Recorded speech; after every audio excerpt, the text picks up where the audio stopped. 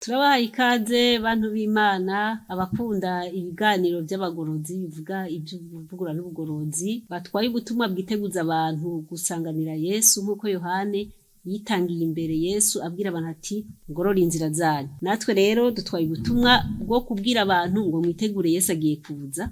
Ni kumwe na Trifoni Ntirampeba.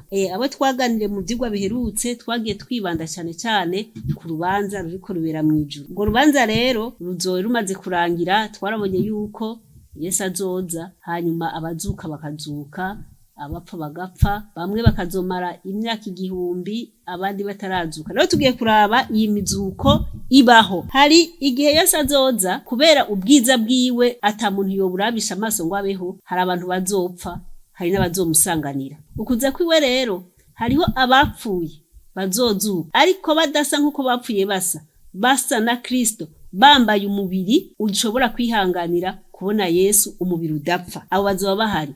Hariho n'abazoba bakihari babagororotsi nabo nyene abo bazosangwa banditswe mu gitabo c'ubugingo, nabo bazohindurwa nk'akanya ko gukubita ingohe, nabo nyene bambuguye umubiri dufise uyu udashobora kwihanganira kuraba ubwiza bw'Imana, bambikwe umubiri udapfa ushobora gusanganira Yesu usa nkuko Yesu asa. Hariho rero n'abihaye ibara baracumita Yesu baramushinyagurira. Abo Imana izobakorera akantu nabo nyene bazuke bamubone bamukubita amaso batujye niba bundi twacumita, ariko ntibazobaho nabo bazoca bongera bapfe. Abo bazogumana imyaka 1000 n'ababanyabyaha bapfuye bazoba basanzwe bari mu kuzimu. M'imyaka 1000 rero izoba ihari abera bazoba bariko baracira imanza abapfuye. Si ukuvuga ko bazoba bariko barasubira mu rubanza Yesu yaciye, ahubwo bobo Imana izobereka ibyaha abo banyabyaha bakoze n'urubanza baciye bavuge bati nukuri Mana uragororoka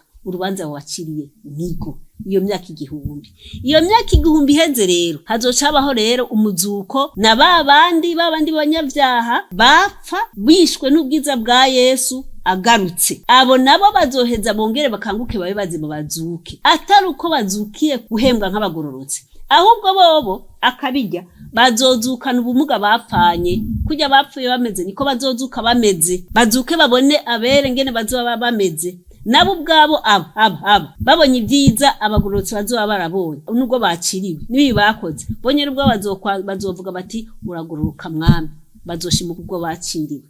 Uru rubanza rero rw'aba bapfuye y'imizuko ibiri, no kuvuga umuzuko w'abagororotsi, umuzuko w'abanyabyaha. Iyo niyo mizuko dusoma mu bitabo vy'Imana.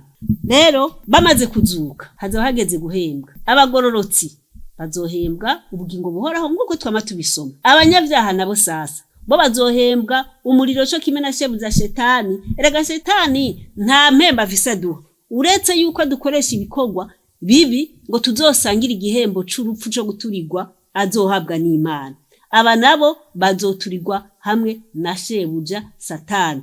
Rero urugero igihe bazoturirwa, igihe uko kizogenda gisumbana, bazoturirwa igihe kirekire cyangwa kigufi bivanye n'urugero Imana yabonye bw'uburemere bw'ibyaha bakoze. Satani rero wewe niwe azoturirwa igihe kirekire kubera wewe azoba yagirizwa ibyaha abanyabyaha bakoze, ibyaha abagororotsi bihanye, ibyaha vy'ibubwiwe. Nukuvuga azoba yikoreye ibyaha byose byigeze gukorwa muri igisi. Azosha igihe kirekire ashe atongoke. Ariho bavuga yuko igishitsi n'amashami n'akantu gato kazosigara.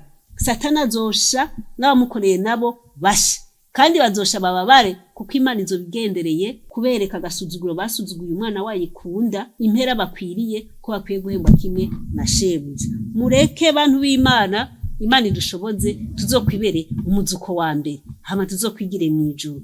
Twemere Yesu adutsindanishirize mu izina rya Yesu.